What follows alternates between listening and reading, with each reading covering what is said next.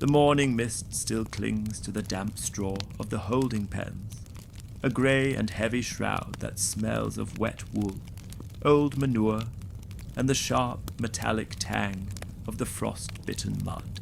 I have been standing here for 3 hours, and I have done nothing but watch the breath of a chestnut mare bloom in the air and vanish, bloom and vanish, a rhythmic pulse of life that is the only clock I have. To be a horse trader in these middle years of the century is to be a master of the infinitesimal, a man who spends his soul measuring the curve of a hoof and the thickness of a hawk. My boots are caked in a layer of muck so thick that I can no longer feel the cobblestones beneath them. I am merely a part of the earth now, a stationary fixture in the market square. I have a gelding tied to the post, a sturdy but unremarkable beast, with a coat the color of dried mud, and a temperament as flat as a stagnant pond. I have spent the last 40 minutes checking his teeth, not because I do not know his age. He is 8 as he was yesterday, and will be until the spring, but because the act of checking provides a barrier against the crushing weight of the silence. I pull back his heavy velvet lips, feeling the warmth of his gums against my cold-numbed thumbs, and I stare at the wear on his molars. I count the ridges. 1, 2, 3. I trace the yellowed enamel with a broken fingernail. There is a small chip on the left upper incisor, likely from a stone in his oats 3 winters ago. I contemplate this chip. I wonder about the stone. I wonder about the field where the oat was grown, and the peasant who scythed it, and the cart that hauled it, until the chip in the tooth becomes the center of the universe. This is the trade. It is not the gallop or the glory of the knight's charge. It is the sitting and the waiting for a man who will offer 3 silver groats, less than the animal is worth, and the 3 hours of circular conversation that will follow. I reach into my tunic and pull out a piece of dried leather, a scrap I use to buff the brass buckles of the bridle. I begin to rub, squeak, rub, squeak. The brass is already bright, but I rub until the metal grows hot, until my palm is stained with the black residue of the friction. I move to the next buckle. There are 6 buckles on this bridle. I calculate that if I spend 10 minutes on each, I can kill an hour before the sun reaches the cathedral spire. The gelding shifts his weight, a slow, heavy thud of a hoof in the slush, and the sound echoes in my chest like a falling mountain. I look at his legs. I spend the next 20 minutes inspecting the pasterns, looking for the slightest hint of windgalls or a hidden splint. I run my hand down the cannon bone, feeling the hair, the skin, the coldness of the limb. My fingers are so cold they have lost their sensitivity, yet I continue the motion, a repetitive downward stroke that mimics the act of prayer. Stroke, squeeze, lift. I pick up the hoof. I take my small iron pick and begin to scrape away the packed clay from the frog of the foot. It is a meticulous, silent labor. I dig into the crevices, removing every grain of sand, every splinter of hay, until the hoof is as clean as a dinner plate. I do this 4 times. 4 hooves, 4 cycles of scraping, 4 stretches of time, vanished into the muck. I find myself staring at a single straw caught in the horse's mane. It is golden and brittle. I do not pull it out. I watch it. I watch how the wind, weak and smelling of wood smoke, makes it tremble. I weigh the straw against the sky.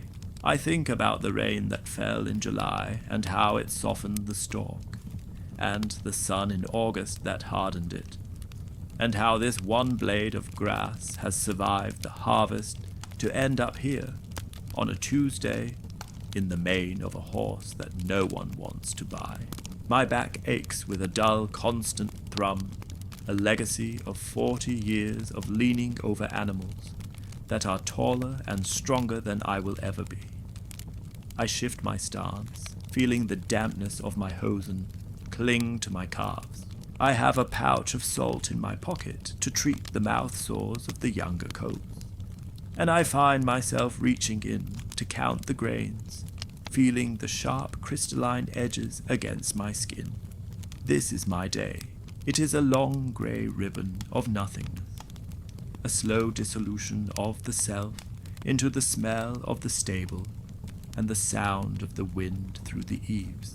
I am waiting for the world to move, but the world is as still as the horse, and we are both waiting for a sunset that feels 100 years away. The sky remains a flat, unmoving sheet of leaden grey, refusing to grant even the smallest change in light to mark the passage of the midday hour. I have moved from the gelding's hooves to the heavy task of inspecting the grain sacks stacked against the lime-washed wall of the stable. To the hungry, grain is food. To the rider, it is fuel. But to the trader, it is a ledger of anxiety. I untie the coarse hemp twine of the first sack, the fibers biting into the calloused skin of my palms with a dry, familiar friction. I plunge my arm into the oats, buried up to the elbow in the cold, dusty sea of husks. I am looking for the black rot, the tiny shriveled grains that speak of a damp harvest and a sour stomach for any beast that eats them. I take a handful and bring it to my nose. I do not just smell it. I inhale the very history of the field. It smells of wet earth and ancient shadows. I begin to sort. I take a flat wooden tray and pour a layer of oats across its surface, spreading them thin with the edge of a broken shingle. One by one, I pick out the impurities. A small, jagged pebble, no larger than a lentil, goes into a pile to my left. A dried stalk of vetch goes to my right. A shriveled husk of smutted rye is flicked into the mud. I do this for an hour, my eyes squinting against the fine, pale dust that rises from the grain to settle in my beard and eyelashes. There is a profound, numbing silence in the sorting. My mind becomes a sieve, filtering out the world until there is nothing left but the difference between a plump oat and a hollow one. I calculate the weight of the waste. If there is 1 ounce of dust for every 10 pounds of grain, and I have 20 sacks, then I am carrying the weight of a small dog in useless dirt. I contemplate this weight. I imagine the dog. I imagine the dirt. I move to the second sack and begin the process again. Dip, pour, sort, flick. The rhythm is a slow, heavy pulse that slows my own heart until I feel as though I am carved from the same timber as the stable doors. My fingers have become stained with the pale grey residue of the grain dust, the powder filling the deep weathered lines of my knuckles, like mortar in a stone wall. To break the trance, I stand and walk the length of the stall to check the water trough. The surface is covered in a thin, brittle skin of ice that has formed in the last hour. I take a heavy iron ladle and break it. Crack. The sound is sharp, a sudden intrusion into the stillness. I spend the next 20 minutes skimming the shards of ice from the water, watching them swirl in the dark, frigid depths, before depositing them in a neat pile by the drain. The water must be clear. A horse will not drink if the surface is cluttered with debris, and a horse that does not drink is a horse that loses the fullness of its flank, and a horse with a hollow flank is a horse that costs me 3 months of profit. I stare at my reflection in the dark water. I see a man whose face is as lined as a topographical map, a face that has been weathered by the salt winds of the coast and the biting frosts of the highlands. yet a face that shows no sign of the thousands of hours spent in this specific, crushing state of waiting. I return to the tack room, a small dark closet that smells of neatsfoot oil and old sweat. I have a pile of leather straps that needs suppling. I take a tin of rendered fat and a rag of coarse wool. I begin to rub the oil into a long, dry stirrup leather. The leather is stiff, resisting my touch, groaning as I bend it back and forth to force the oil into the pores. I move my thumbs in slow, heavy circles, feeling the grain of the hide soften under the heat of my friction. Rub, bend, stretch. I spend 30 minutes on a single strap. There are 12 straps in the pile. I find a small crack near the third buckle hole, a hairline fracture in the surface of the leather that suggests a future failure. I do not discard it. I spend an extra 10 minutes massaging the oil into that specific spot, hoping to drown the floor in grease. This is the essence of my trade, the endless, minute preservation of things that are slowly rotting away. I count the stitches in the seam. 42 on the left, 41 on the right. The inconsistency bothers me for a moment, a tiny flicker of irritation in the vast, calm sea of my boredom, before I submerge it in the rhythmic motion of the rag. I am a curator of the mundane, a man who spends his life in the company of beasts who do not speak, and leather that only screams when it breaks. I look out the small barred window at the empty square. A stray dog is sniffing at a frozen cabbage leaf. I watch him for 10 minutes, noting the way his ears twitch and the way his ribs show through his mangy fur. He is as bored as I am. We are both participants in a world that has paused. A world where the only progress is the slow deepening of the mud and the gradual cooling of the air. I reach for the next strap, the oil cool and slick against my skin, and I begin the circle again. Rub, bend, stretch. The sun has moved perhaps an inch across the sky, and I have yet to hear a single human voice. The horse's tail is a thick, tangled mass of coarse hair, matted with dried burrs, and the sticky residue of clay from the lowlands. It is a puzzle of fibers that requires a patience bordering on the monastic. I sit on a low, upturned bucket, the wood creaking under my weight, and I begin at the very tip of the hair. I do not use a comb. A comb would snap the strands and ruin the fullness that a lord looks for in a mount. Instead, I use my fingers. I take a single knot, a small stubborn snarl of hair and dead grass, and I begin to tease it apart, strand by strand. It is a slow, hypnotic unraveling.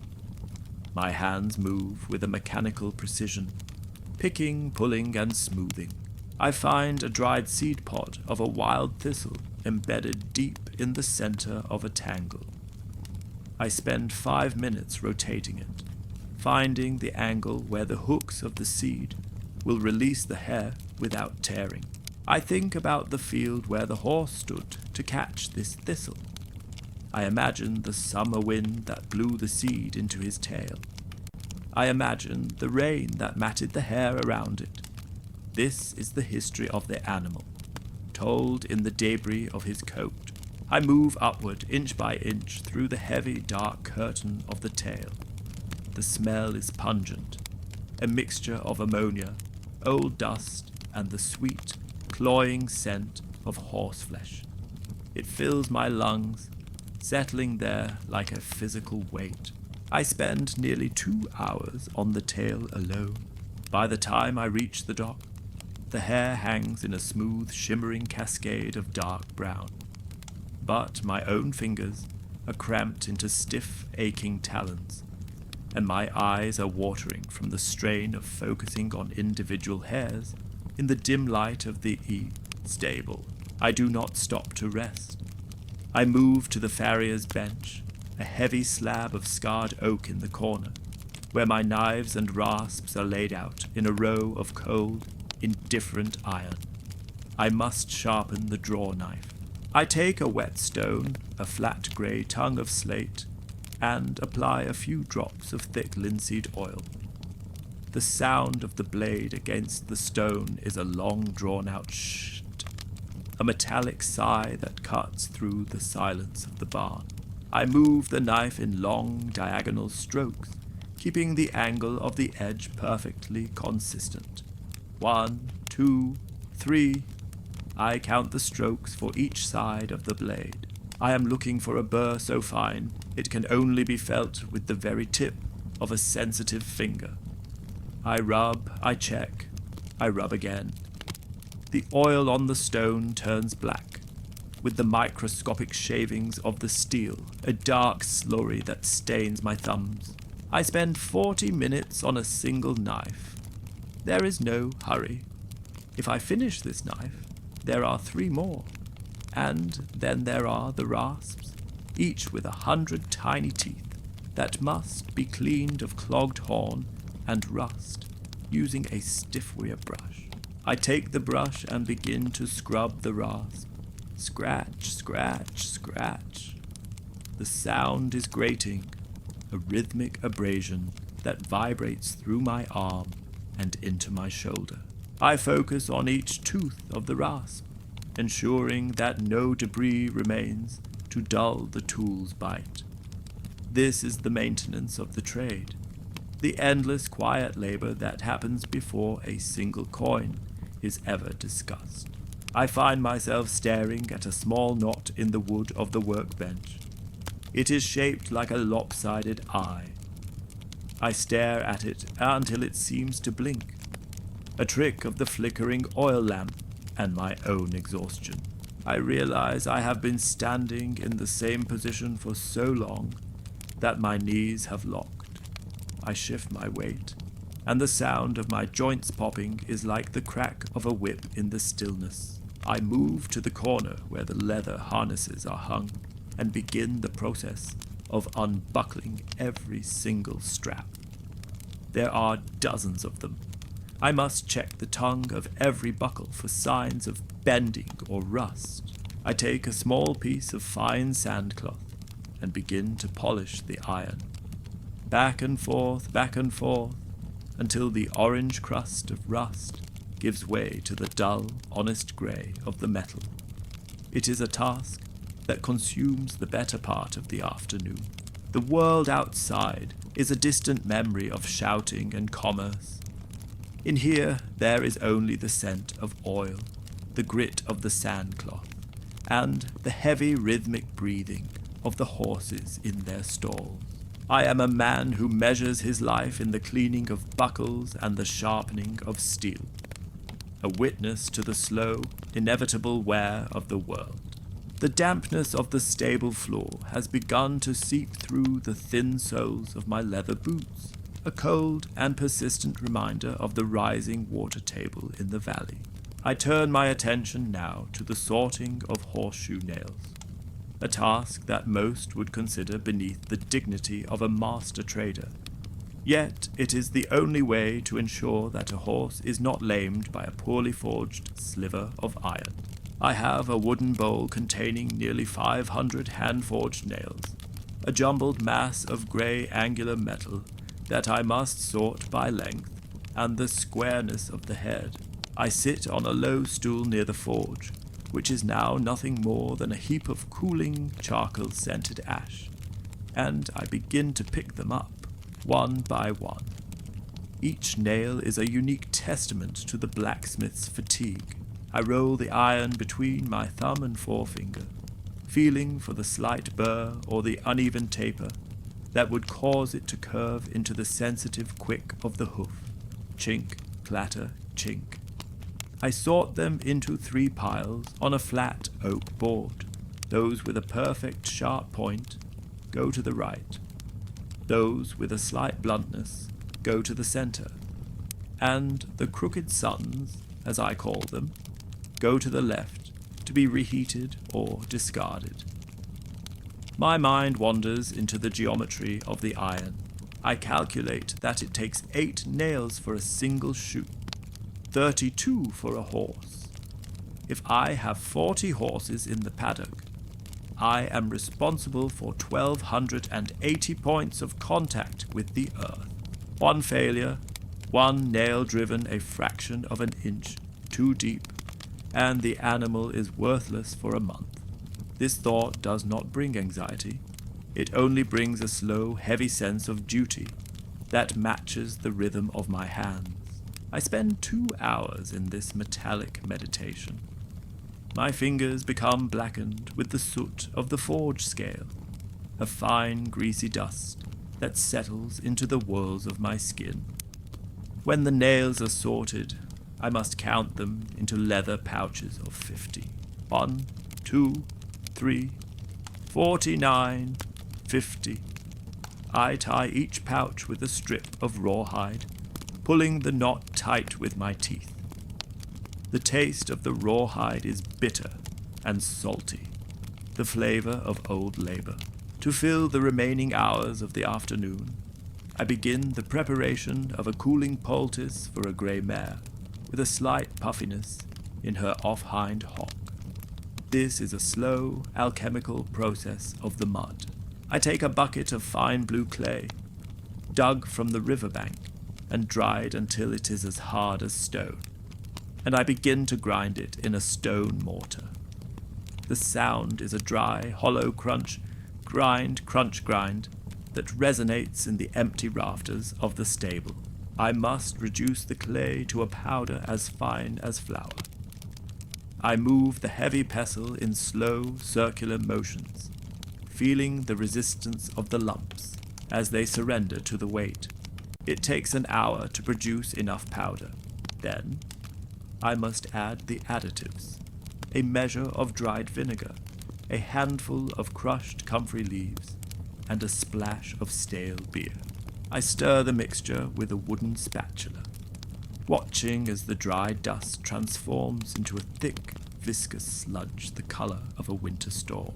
I stir until my wrist aches, until the paste is perfectly smooth, without a single grit that could chafe the mare's skin. I then take a roll of coarse linen bandages, each 3 inches wide and 6 feet long. I must check every inch of the fabric for frayed edges or seeds that might have become trapped in the weave. I wind the linen slowly around my hand, smoothing out the wrinkles with the palm of my other hand. Wind, smooth, wind. It is a repetitive, circular motion that makes the world seem to spin slowly around the center of the cloth. I do this for 10 rolls of bandage. My eyes are heavy now, the dim light of the stable making the shadows of the stalls stretch and blur into a single grey mass. I look at the mare. She is standing perfectly still, her head low, her tail occasionally twitching to dislodge a fly that is not there. We are both caught in this stasis. I realize that I have not spoken a word to another human being since the sun rose, and the sound of my own humming, a low, tuneless vibration in my throat, seems like a roar in the silence. I reach for a piece of chalk and mark the tally on the wooden pillar. Another day of maintenance. Another day of waiting for a buyer who may never come. Another day spent in the meticulous service of creatures that do not know my name. The dampness of the stable floor has begun to seep through the thin soles of my leather boots, a cold and persistent reminder of the rising water table in the valley. I turn my attention now to the sorting of horseshoe nails, a task that most would consider beneath the dignity of a master trader. Yet it is the only way to ensure that a horse is not lamed by a poorly forged sliver of iron. I have a wooden bowl containing nearly 500 hand-forged nails, a jumbled mass of grey angular metal that I must sort by length and the squareness of the head. I sit on a low stool near the forge, which is now nothing more than a heap of cooling charcoal-scented ash, and I begin to pick them up, one by one.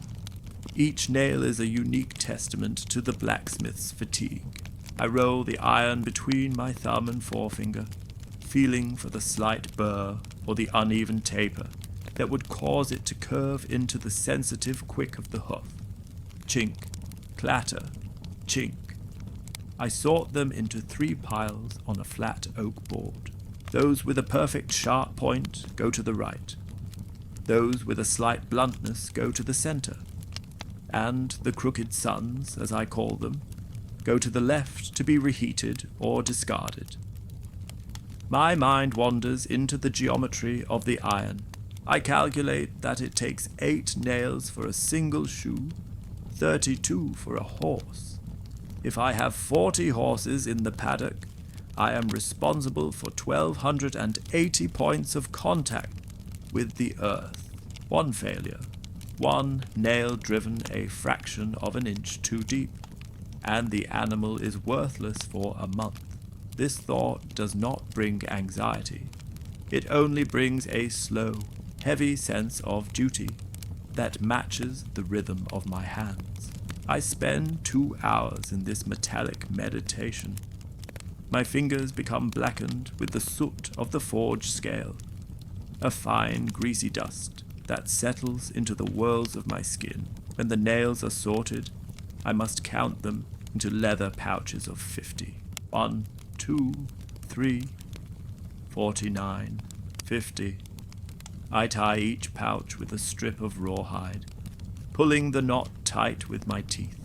The taste of the rawhide is bitter and salty, the flavor of old labor. To fill the remaining hours of the afternoon, I begin the preparation of a cooling poultice for a grey mare with a slight puffiness in her off-hind hock. This is a slow, alchemical process of the mud. I take a bucket of fine blue clay, dug from the riverbank and dried until it is as hard as stone, and I begin to grind it in a stone mortar. The sound is a dry, hollow crunch, grind, that resonates in the empty rafters of the stable. I must reduce the clay to a powder as fine as flour. I move the heavy pestle in slow circular motions, feeling the resistance of the lumps as they surrender to the weight. It takes an hour to produce enough powder. Then I must add the additives. A measure of dried vinegar, a handful of crushed comfrey leaves, and a splash of stale beer. I stir the mixture with a wooden spatula, watching as the dry dust transforms into a thick, viscous sludge the color of a winter storm. I stir until my wrist aches, until the paste is perfectly smooth, without a single grit that could chafe the mare's skin. I then take a roll of coarse linen bandages, each 3 inches wide and 6 feet long. I must check every inch of the fabric for frayed edges or seeds that might have become trapped in the weave. I wind the linen slowly around my hand, smoothing out the wrinkles with the palm of my other hand. Wind, smooth, wind. It is a repetitive, circular motion that makes the world seem to spin slowly around the center of the cloth. I do this for 10 rolls of bandage. My eyes are heavy now, the dim light of the stable making the shadows of the stalls stretch and blur into a single grey mass. I look at the mare. She is standing perfectly still, her head low, her tail occasionally twitching to dislodge a fly that is not there. We are both caught in this stasis. I realize that I have not spoken a word to another human being since the sun rose, and the sound of my own humming, a low, tuneless vibration in my throat, seems like a roar in the silence. I reach for a piece of chalk and mark the tally on the wooden pillar. Another day of maintenance, another day of waiting for a buyer who may never come, another day spent in the meticulous service of creatures that do not know my name. The heavy wagon that sits in the shadow of the stable's overhang has become a monument to the slow grinding wear of the seasons, and today the duty of its maintenance falls upon me with the weight of lead. I begin with the wheels, massive iron-rimmed circles of seasoned oak that have traveled 1,000 miles of rutted, muddy tracks. I take a wooden mallet and a flat iron chisel, and I begin to scrape the petrified mud from the felloes. It is not ordinary dirt. It is a composite of 3 counties, a hardened crust of lime, clay, and gravel that has baked into the wood under the summer sun and frozen into the grain during the winter nights. Chink, scrape, thud. I move an inch at a time, circling the wheel like a slow-moving beetle. Each strike of the mallet sends a small puff of grey dust into my face, coating my tongue with the taste of the road. I spend nearly 3 hours on the 4 wheels, my back bent in a permanent agonizing question mark as I crawl through the filth of the undercarriage. Once the wood is exposed, I must attend to the hubs. I unscrew the heavy linchpins, the iron cold and greasy in my grip, and pull the wheels slightly back to expose the axle tree. The old grease has turned into a thick black paste, clotted with grit and fine sand, that acts like a saw against the wood. I take a handful of dry straw and begin to wipe it away. Scrub, pull, discard. I do this until the axle is smooth. Then I reach for the new grease, a foul-smelling mixture of rendered hog's fat and crushed charcoal. I apply it with a flat wooden lathe, spreading the black slime in a thick, even coat, ensuring that every crevice of the wood is drowned in the lubricant. It is a messy, ungraceful labor that leaves my forearms coated in a black sheen that no amount of well water will truly remove. When the wagon is serviced, I turn my attention to the bits. I have a bucket filled with 20 iron snaffles and curb bits, all dulled by the dried saliva and green stains of half-masticated grass. I do not use modern polishers. I use the old way, the way of sand and vinegar. I take a handful of fine river sand and a splash of sour fermented wine vinegar, and I begin to rub the iron. The acid bites into the stains, while the sand scours the metal back to its honest grey. Screech, rub, screech. The sound is a high-pitched, grating whine that seems to vibrate through the very bones of my skull. I hold the bit by the rings, rotating it slowly as I work the sand into the joints and the cannons. I must ensure that the mouthpiece is as smooth as a river stone, for a rough bit will make a horse toss its head, and a head-tossing horse is a sign of a poor master. I spend 20 minutes on a single bit. I watch the grey slurry of sand and vinegar drip from my hands into the bucket, a rhythmic, acidic rain. To fill the evening hours, I begin the task of sorting the bedding straw. I have a mountain of fresh rye straw that must be shaken out to remove the thistles and the damp clumps that hide in the center of the bales. I use a long-tined wooden fork, lifting a heap of straw and shaking it until the dust flies in a golden cloud that catches the dying light of the oil lamp. Lift, shake, drop. Lift, shake, drop. The air becomes thick with the scent of dried fields and ancient sunlight. A dry, choking atmosphere that makes me cough, a hollow, dusty sound. I sort the straw into 3 piles. The longest, cleanest stalks for the high-bred stallions, the broken, softer straw for the mares, and the dusty sweepings for the stable floor. I do this until my shoulders are numb, until the movement of the fork is no longer a conscious choice, but a mechanical reflex of the body. I find a small mummified field mouse in the heart of a bale, a tiny grey ghost of the harvest. I hold it in my hand for a moment, marveling at its stillness, before tossing it into the waste heap. This is the pace of my life, a slow, meticulous sorting of the world's debris. I look at the tally on the wall and realize I have spent 4 hours today simply preparing the ground for the horses to sleep on. I am a servant to the inanimate, a man who spends his strength on iron, wood, and straw, waiting for a tomorrow that looks exactly like today, while the horses watch me with their large, dark, and utterly indifferent eyes. The stone gutters that run the length of the stable floor are the silent, hidden arteries of my livelihood, and today they are choked with a slow-moving sludge of rotted hay, packed clay, and the stagnant overflow of 100 nights. I take a long-handled iron hoe, the wood of the shaft worn as smooth as silk by decades of friction, and I begin the long rhythmic scrape. Scree-thud, scree-thud.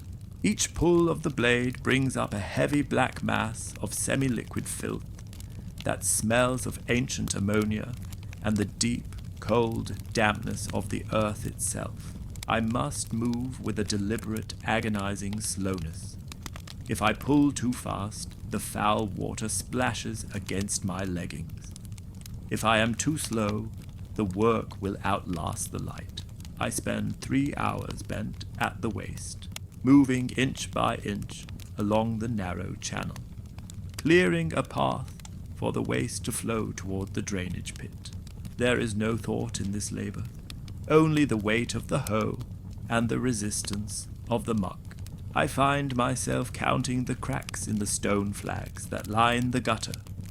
164 from the north door to the south. I know each one, each chip in the granite, each moss-slicked edge. This is the geography of my world. A landscape of 3 inches wide and 60 feet long. Once the gutters are clear, I carry a bucket of lime wash and a brush made of stiff pig bristles to the back stalls. The walls must be whitened twice a year to kill the mites and the rot that hide in the damp timber. I dip the brush into the thick, stinging white liquid and begin to apply it to the rough-hewn planks. Slap, swish, slap. The lime is aggressive. It finds the small nicks on my hands and burns with a persistent, white-hot needle prick. But I continue the motion. I watch the grey wood disappear under the chalky film. I move the brush in vertical strokes, overlapping each one by the width of a finger, to ensure no gap is left. The smell of the lime is sharp and medicinal, cutting through the heavy musk of the horses until my nostrils feel raw. I spend the entire late afternoon in this whitewashing trance, my arm rising and falling like a mechanical pump. By the time the 3rd stall is finished, my hair and beard are flecked with white droplets, making me look like a man who has stood too long in a light snow. To occupy the hours before the evening feed, I sit on a pile of cured hides and begin the task of mending a torn horse blanket. It is made of heavy, double-milled wool, stiffened by years of sweat and rain. I use a bone needle, thick and blunt, and a length of waxed hemp thread. The fabric is so dense that I must use a leather palm protector to force the needle through the weave. Push, pull, tighten. I am using a simple overcast stitch, making each loop exactly the same width as the last. I count the stitches as a way to measure the passage of time. 84, 85, 86. The thread makes a dry, rasping sound as it passes through the wool. Zip, zip, zip. My eyes ache from the gloom. The single tallow candle on the bench nearby, casting a flickering, unsteady light that makes the shadows of the horse's ears dance against the ceiling. I find a small hole that was not there yesterday, a moth's work or a snag on a splinter, and I spend 20 minutes weaving a neat patch over it, crisscrossing the thread until the gap is a solid, reinforced square. This is a labor of preservation, a quiet war against the inevitable fraying of the world. I look at the needle in my hand, a sliver of polished bone that has probably outlasted the animal it came from, and I wonder how many miles of thread I have pulled through how many yards of wool in my lifetime. It must be enough to circle the town 3 times over. I knot the thread, biting the end off with my teeth, the taste of beeswax and hemp lingering on my tongue, and I fold the blanket with a slow, deliberate precision. I smooth the creases with the side of my hand, feeling the warmth of the wool. The horses are quiet now. They're breathing a synchronized low thrum that fills the barn like a heavy fog. I am alone with the silence, with the smell of lime and wet stone, waiting for the moon to rise so I can begin the final rounds of the night.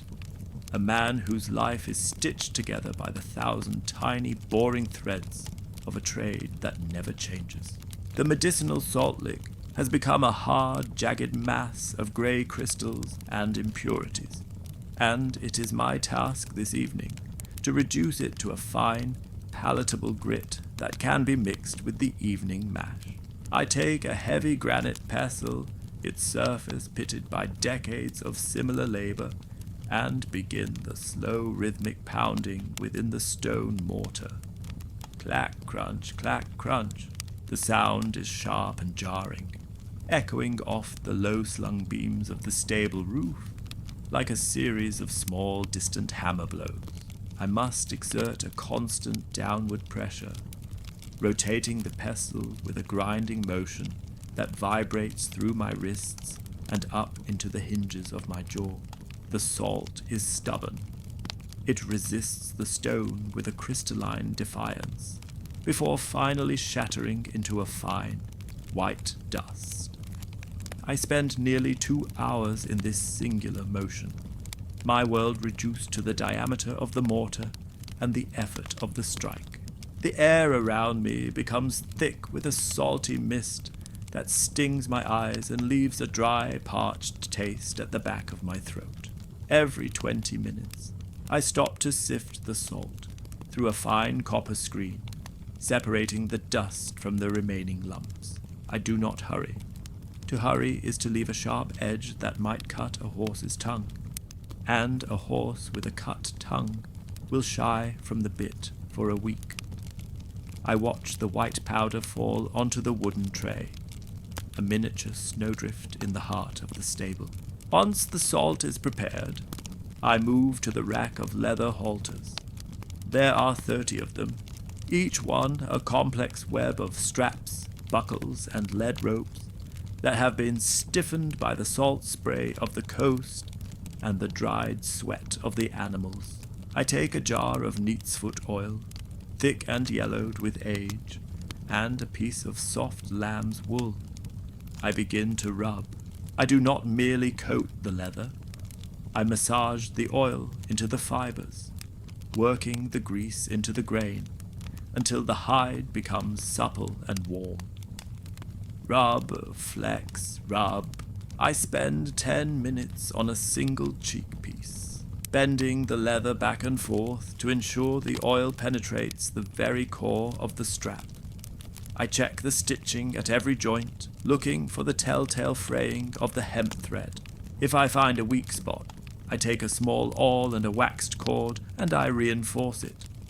3 stitches forward, 2 stitches back. It is a slow circular labor. The smell of the oil is heavy and primal, mixing with the scent of the horses and the damp stone to create an atmosphere that feels as though it has not changed since the days of my grandfather. I find a certain numb comfort in the repetition. I count the buckles, 64 in total. I polish the iron tongues with a bit of emery cloth, removing the microscopic pits of rust until the metal slides smoothly through the leather holes. Scrape, slide, click, to occupy the final hours of the day. I begin the meticulous cleaning of the wooden feed bins. I take a stiff wire brush and a bucket of hot water mixed with wood ash. I must scrub the corners of the bins to remove the fermented remains of previous mashes, which can turn sour and bloat a horse's belly. I spend an hour on each bin, my knuckles scraping against the rough oak planks as I reach into the dark, narrow recesses. The water turns a murky brown, and the steam carries the scent of damp grain and lye. I scrub until the wood is pale and clean. Then I wipe it dry with a coarse rag, feeling the grain of the oak under my palms. I move from bin to bin, a slow, methodical progression that marks the passage of time better than any sundial. I realize that I have spent 4 hours today simply preparing the things that hold the things the horses need. My life is a series of nested labors, a never-ending cycle of cleaning the vessels and mending the tools. I look at my hands, which are now a map of stains, black from the grease, white from the lime, and red from the cold. I sit for a moment on the edge of a bin, listening to the horses shifting in their stalls, their hooves making a dull, hollow thud against the packed earth. We are all waiting for the night to deepen, for the work to end, only so that we may begin the same slow, meticulously boring cycle again, when the first light touches the eaves. The winter coat of a mature stallion is a dense, impenetrable thicket of coarse hair that has spent the last 5 months trapping the dust of the paddock and the grease of the stable. Today, as the first hints of a stagnant spring thaw begin to turn the yard into a mire of grey slush, I must begin the labor of the shedding comb. I take a heavy iron-toothed rake and a stiff brush made of palmetto fiber.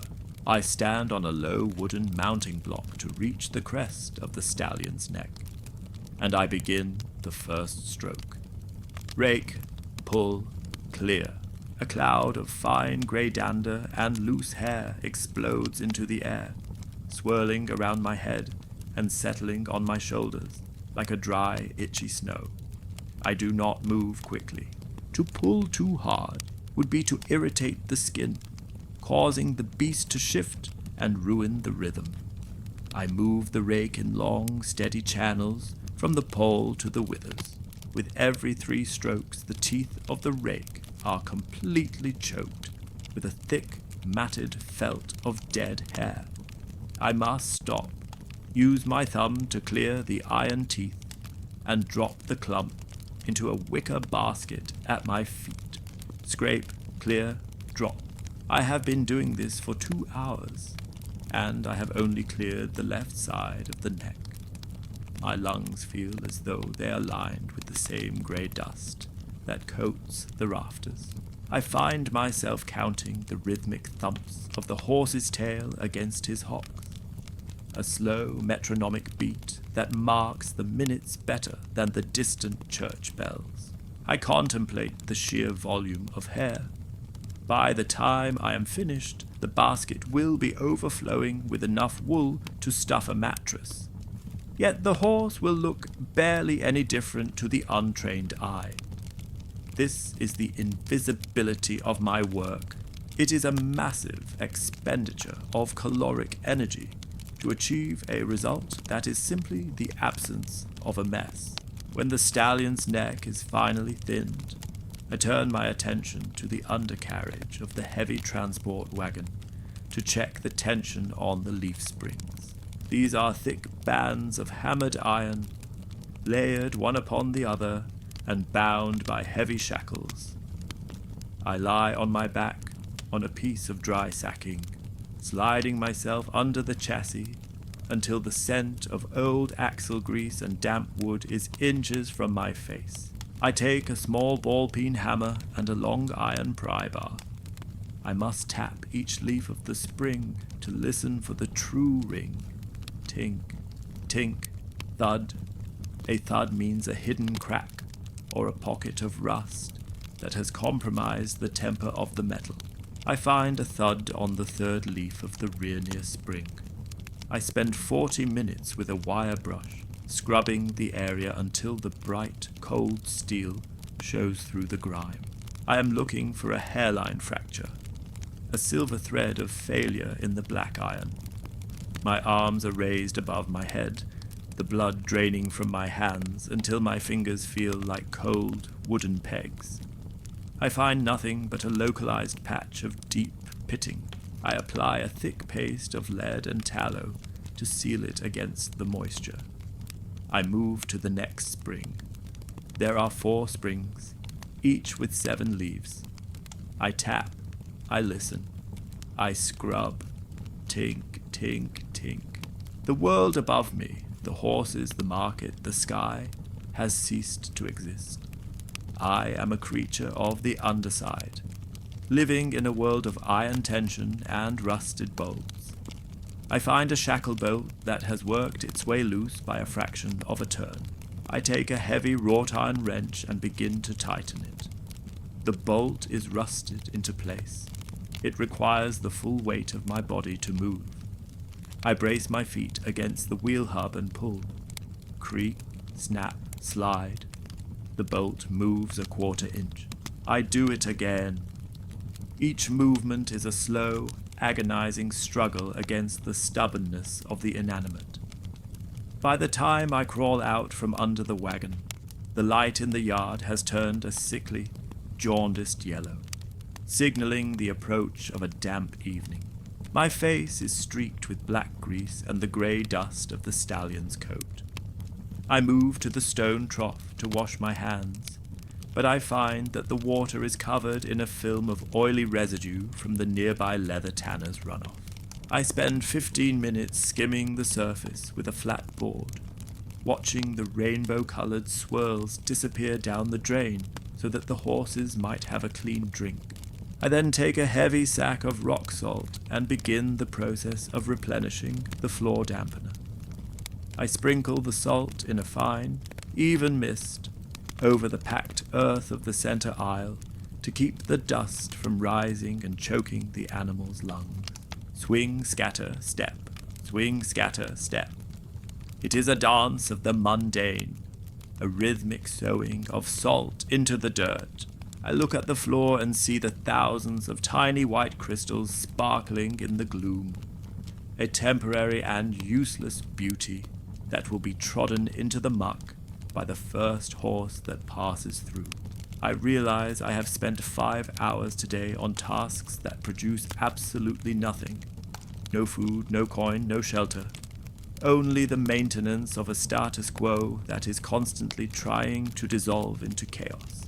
I am the glue that holds the stable together, a man made of grease and patience, waiting for the sun to set so I can close the heavy oak doors and listen to the silence of the iron and the wood. The lanterns that hang from the central beams of the stable are thick with the accumulated carbon of 1,000 cold nights. And today, before the darkness fully claims the corners of the stalls, I must attend to the soot. This is a labor of grease and glass. I take down the first lantern, a heavy 4-sided cage of hammered iron and translucent horn.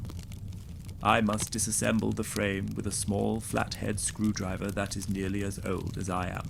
The screw is stubborn, clogged with a mixture of tallow smoke and fine hay dust. I turn it a fraction of a hair at a time. Squeak, stop, turn.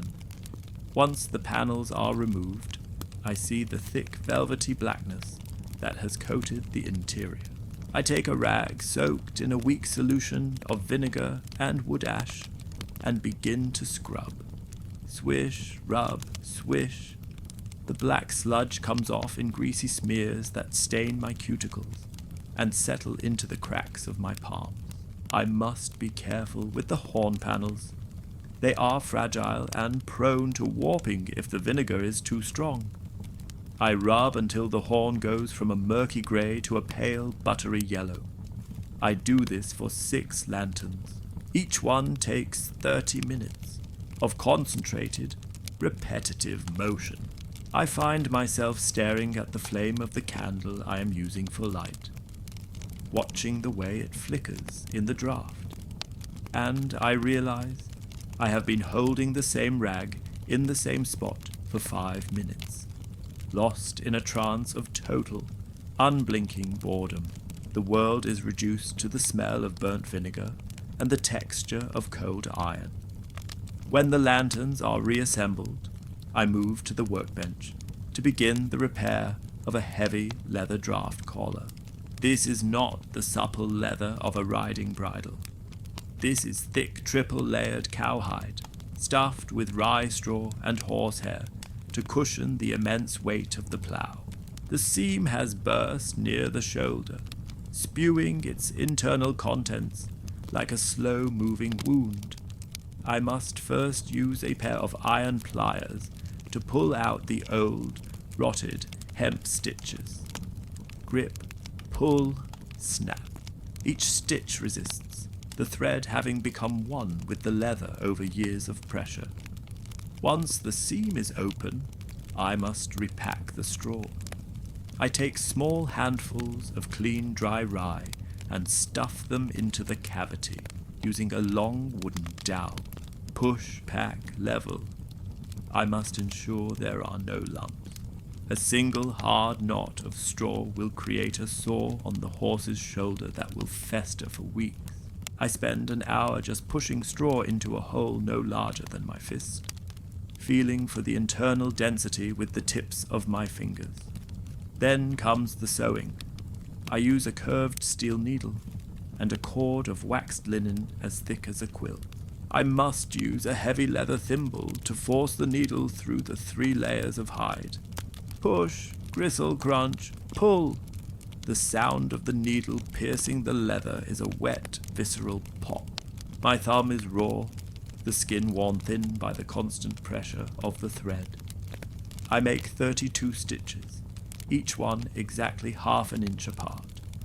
I count them to keep from falling asleep. 31, 32. I knot the cord and sear the end with a hot coal from the brazier, the smell of singed linen filling the air.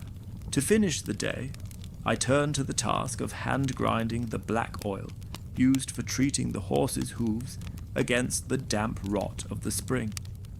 This is a mixture of pine tar, fish oil, and powdered charcoal. I take a heavy iron pot and begin to stir. The tar is cold and viscous, resisting the wooden paddle with a heavy sucking sound. Glop, pull, glop. I must stir for an hour to ensure the charcoal is perfectly suspended. The smell is overwhelming. A thick medicinal stench of old forests and rotting sea life. It clings to my clothes, my skin, and the very hair on my head. I stir in a slow clockwise circle, watching the black ripples form and disappear. My shoulder is a knot of screaming muscle, a dull throbbing ache that has become my constant companion. I look at the horses, their large unblinking eyes watching my every movement, and I wonder if they understand the sheer crushing weight of the maintenance required to keep them standing. I am the silent architect of their comfort, a man whose life is measured in the grams of charcoal and the inches of thread. I wipe my hands on a piece of burlap, knowing the stain will never truly leave, and I prepare to light the very lanterns I just cleaned, so that I may see well enough to walk to my bed and dream of nothing at all.